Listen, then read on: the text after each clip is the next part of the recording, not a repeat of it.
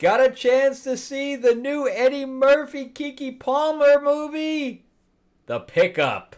Let's talk about it right now. Let's talk about it right now. Let's talk about it right now. Welcome back to the channel, everyone. Thank you so much for spending time with me as we rant about movies, comic books, and television shows, as well as the occasional board game. I'm your host, Frank Zank. I'm an award-winning screenwriter, novelist, and comic book writer, as well as a filmmaker. And yeah, we're going to jump into The Pickup on Prime. I basically watched this because I'm a huge Eddie Murphy fan. I grew up with Eddie Murphy. Beverly Hills Cop. I saw Raw in the theaters, which you should never bring a date to. Just let you know. So that was like the side glance. Yeah, but I think Eddie Murphy's great. 48 Hours. I mean, he has just so many movies back in the 80s that was just phenomenal. He deserved every bit of his stardom that he received. And now, he tried to go back to Axel Foley. Not sure if that quite worked. And now we have this. He's got to get away from Donkey. Not that Donkey's a bad character. But come on, let's give him something else besides Donkey. So here we have a movie that has a lot of flaws. So it's about two guys that are running an armored car for a corporation, and they do local pickups, whether it be banks or whatever. It's casinos, whatever it is that requires cash to move from one side to the other. That's what they're there to do, is to pick up. And this has, so Eddie Murphy and Pete Davidson are the two characters that are stuck in the car together. I love Eddie Murphy. I think that he really shines when he can kind of off the cuff do some improv. But Pete Davidson, I am not a fan of at all. I think his improv is low-hanging fruit. So it's the fart jokes, it's the shit jokes, it's anything that's low-hanging fruit. And again, he's supposed to be the crazy guy, and Eddie Murphy's playing the straight guy, which again does not work. Probably the best scene for Eddie Murphy was when he was like crumbling up the pancakes in the diner, and he's going, and this is how we do it at home. And I love when he does that. So he tries to tell a little story with a little voice change. That really works for him. But he's not really allowed to do that for the most part here, because he's always kind of reacting to Pete Davidson's character that's just a bumbling idiot and is unlikable as far as I'm concerned. He's so stupid that he's unlikable. And then we move on to our third character, which is Keke Palmer. And I love Keke Palmer. I think she is great. I think she has a great look. I think that she's talented. I did watch that One of Them Days things, and she carried that movie on her back as far as I'm concerned. I did not see Nope. It just didn't really appeal to me at all. But I think she's hot. And I think that if they pick her to be Storm, I think that would be a very, very good choice, as opposed to the one from Wicked, which would be a very, very bad choice. So I think she would I think she has to change her voice a little bit and her mannerism, but she's an actress. I think she can pull it. But I think she would be a great choice for Storm. So putting it out to the universe, because Storm is my favorite X-Men character, and I really want them to stop fucking that character up. Halle Berry couldn't pull it either. So, but then you had Andrew Dice Clay come in here for a part, and I haven't seen him in forever. But he's totally not used here at all. But the production budget is nowhere to be found here at all. But I know that Eddie Murphy made $20 million by himself. I think Eva Longoria, why she's in this movie, I have no clue. But I think she made like $4 or $5 million herself. Keke Palmer probably made the same, $4 or $5 million. Pete Davidson, whatever they paid him was too much. So just that alone tells me that this was at least a 50, 60, if not a $70 million movie. At least. And if you told me it was $100 million, I'd believe you. So the problem with this, so you have these two guys, one's like ready to retire. The other one is trying to become a cop, not because he wants to be a cop, but because the rest of his family is cops and he doesn't want to disappoint them. That is not a hero's journey as far as I'm concerned. And what happens at the end destroys that hero's journey. Not that he was a hero to begin with. So anyway, in the very beginning, he's doing a pickup by himself. What? That doesn't make any sense to me. Because you always have partners, right? You always have a driver, and we never see the driver, right? And he pulls a gun on Keke Palmer's character because he thinks that she's there to steal something. I don't think aren't there security guards in every bank? Every bank I've ever been to has a security guard in it, or to some degree. And why would he be pulling a gun? First of all, it would be the security guard first, and then him as kind of a backup, right? So there's so many holes in this thing. It's just phenomenal.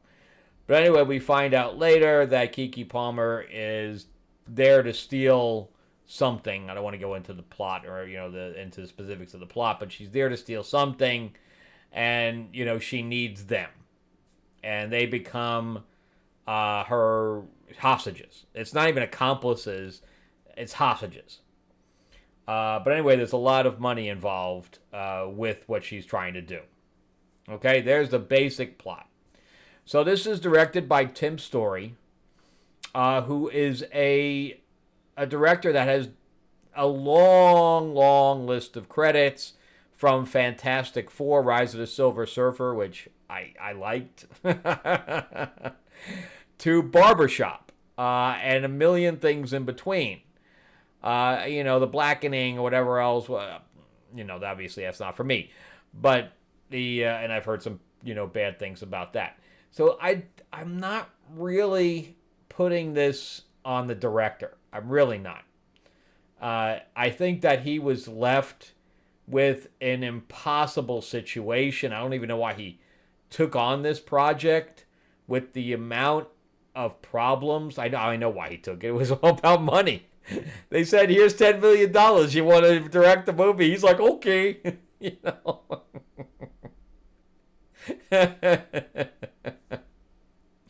But I can't understand why he didn't have more creative control. That's my give and take on this. Is like you hire a guy that has a huge amounts of credits, that's used to doing huge budget movies. Well, back and forth, because Barbershop was not a big budget movie, but Fantastic Four was for its time. And you don't give him creative control. That's weird, because I blame this purely on the writers. And before we get into the writers, because I am going to blast them here.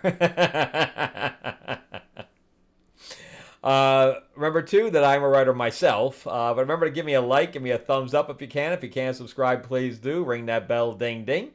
And if you can share this video out there, that would be great as well. Also, I am on Amazon. I've written several books, as well as comics and things like that, as we discussed. But you just go to Amazon, just type my name in, or there's a link in the description below. I have a 4-novel sci-fi epic quadrilogy, sci-fi based. That's a little bit Star Trek, the Guardians of the Galaxy, Star Wars. Got a little bit of everything combined in it. So if you like epic space fantasy, then you're going to love this. It's got some, comedic stuff to it and everything like that as well. It was made into a board game, an RPG, and a graphic novel as well. And it's also on Audible, and I have two different voices doing that, so male and female voices all have their own parts.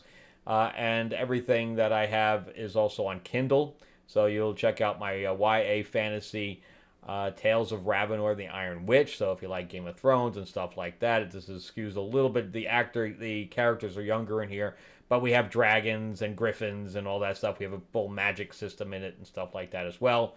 And then I finally launched my new comic book called Fairy Tales of Terror. It's doing very well. We have over 100 people that have pledged right now. We are fully funded.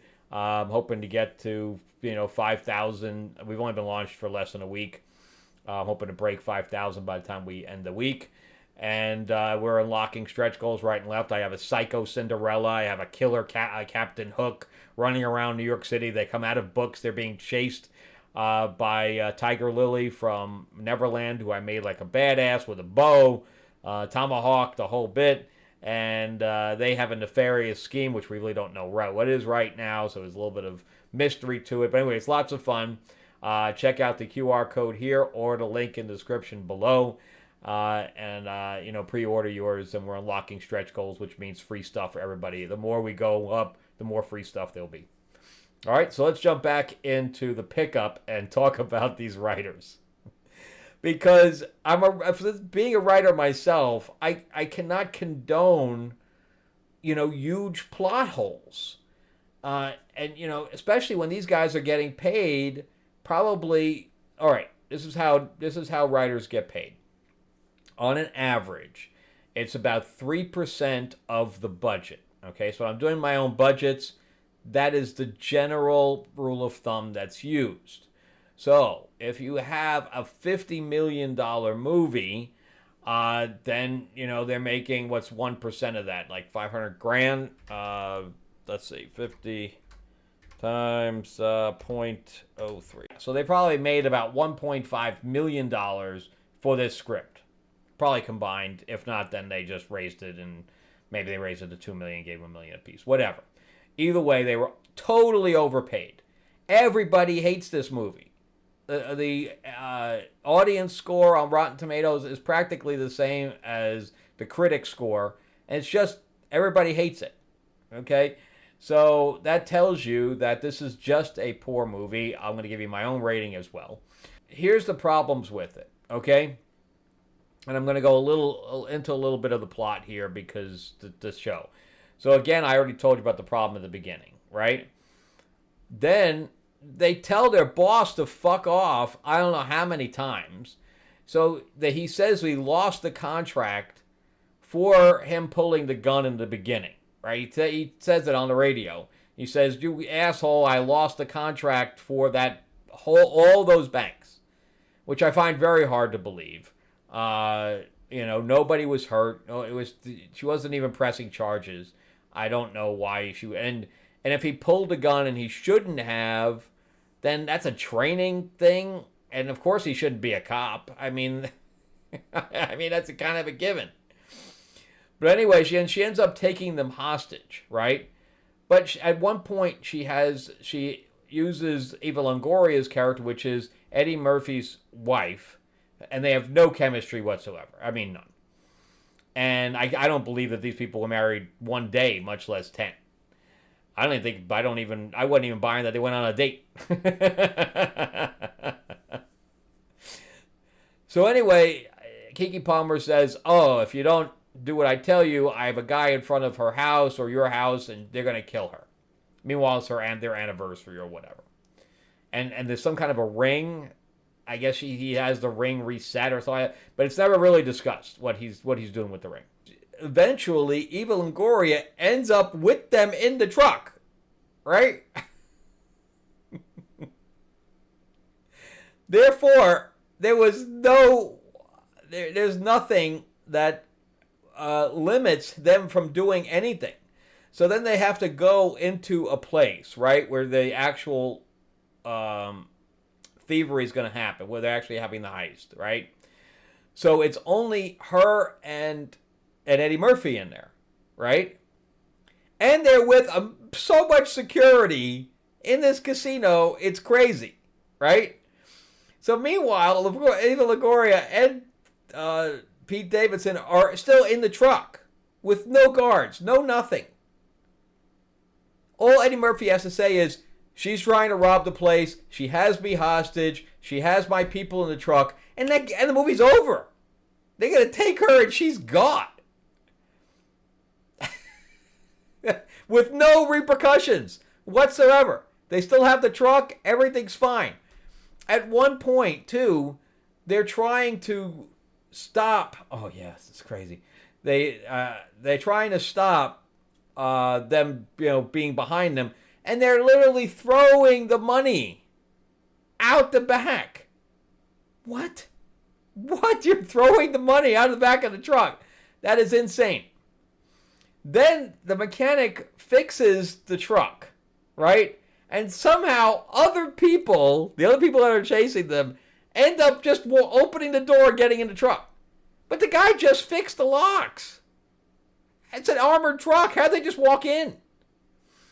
Then at one point, her other partners are getting they get betrayed for the most part, and they blame her for betraying them.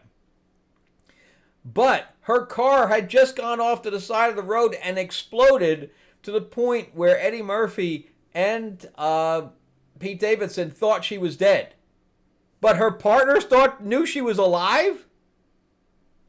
What? I mean, I could keep going about all the little plot holes that just make this whole movie just stupid. So it's like entertaining while you're sitting there, but if to be fully entertained by it, you have to literally leave your brain at the door. You literally have to think about nothing. Because if you think even one iota about this movie, it just falls apart like a house of cards. There's so many problems with it. And whatever these writers got paid, there was way too much. These guys are horrible. And they did one movie together called Gentlemen Lobsters. It was like a 20-episode show. Other than that, they've done nothing. And I don't even want to know what Gentlemen Lobsters even is. I do not want to know. That sounds horrible. How it got 20 episodes, I'll never know. But anyway, these guys should never write again. They should never write again. Unless they're like maybe writing cartoons for 5-year-olds. Don't think about these things.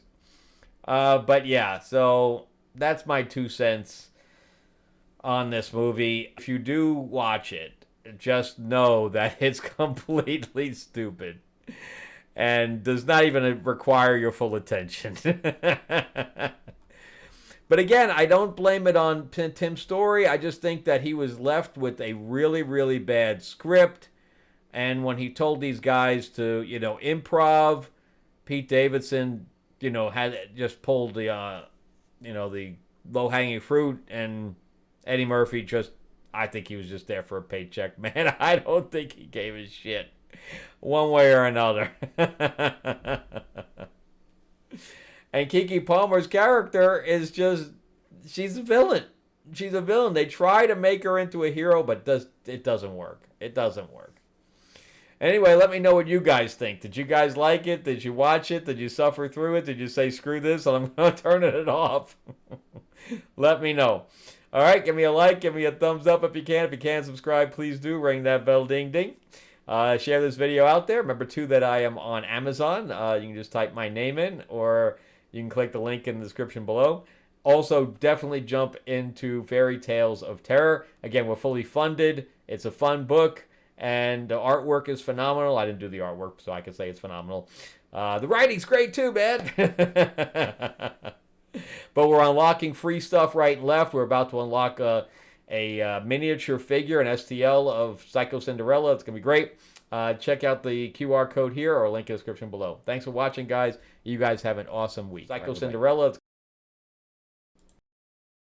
of Psycho Cinderella. Have an awesome week. All right, bye-bye.